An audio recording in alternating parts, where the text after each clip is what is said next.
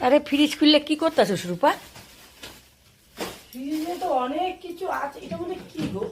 দেখো ফ্রিজের অবস্থাটা দেখো খালি। ওমাই দেখো, এগুলি কি? ডাল বাটা বড়া করে মানে কি হতো রে বাবা। তুই এক কাজ কর, আমার বাড়ি ফ্রিজটা তোরে পাঠায় দি। সত্যি কথা না সত্যি, আমার ওই ফ্রিজে তো সেরকম কিছু রাখা হয় না। বিড়ালের মাছটা আমার ভর্তি থাকে। দেখো ফ্রিজের অবস্থাটা দেখো খালি।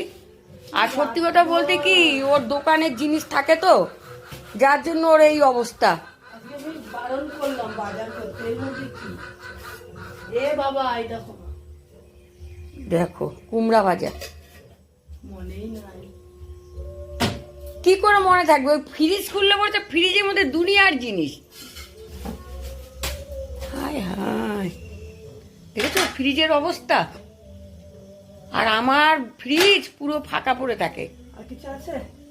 সব তো বের করলাম, আমি দেখি কি রান্না করি, ঠিক আছে? চলো বন্ধুরা, মা আমার বাড়ি এসছে, মার একটু শান্তি আছে যে কাজ করতে বসিয়ে দিয়েছি।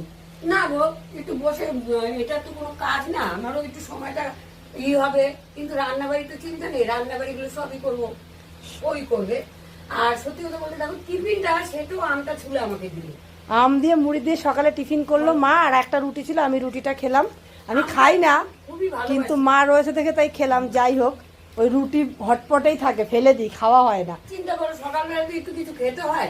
আর এই যে মা সবজি নিয়ে বসেছে, আমি সব মানে কিছু কিছু জিনিস কেনা আর কিছু কিছু গাছের, যেমন এইটা আচ্ছা, আমার এক দেখো। দেওর দিয়ে গেল।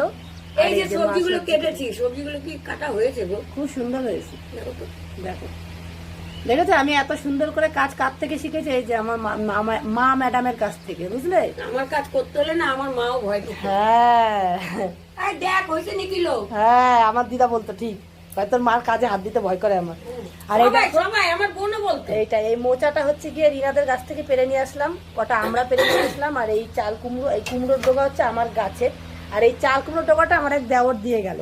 দেখো কি সুন্দর, গাছ থেকে এই মাত্র পেরে নিয়ে আসলো। এই মাত্র পেরে নিয়ে তাই আসলো। বলছি, এই আমরা আমাদের এখানে 220 টাকা 80 টাকা কেজি। আর ও আর বিনা রিনার পয়সায়- গাছে পইরা নষ্ট হয়। লোকের গাছে মানে পড়ে নষ্ট, ওর কাছেই সব। এই আমার পাশের বাড়ি, বুঝলে? হ্যাঁ। আমি তো পারি না, আমার ভালো লাগে না এখন লোকের গাছে গিয়ে হুটাট হাত দিতে। তো যাই হোক, চলো, মা সবজি কুটছে আর ওদিকে আমি রান্নাও বসিয়ে দিয়েছি। আমাদের তো সবজি কোটা একেবারে আমার মা কুটে দেবে আর আমি রান্না করে নেবো। তোমাদের কি রান্না বান্না বসানো শুরু হয়ে গেছে না রান্না করছো? জানি না কে কি এইটা তো করছো। চাল কুমড়ো না। ওটা করতে হবে না, থাক, আমি এমনি যেটা পরে কেটে সুন্দর করে গুছিয়ে রাখবো ফ্রিজে, ঠিক আছে? আমি কি কেটে কি, দিচ্ছি। হ্যাঁ পরে পরে, আগে তরকারি হ্যাঁ, কেটে ঠিক দিয়ে দাও। আছে। তুমি আমার কুমড়ো শাকের এসেটা কেটে দাও, আমি রান্না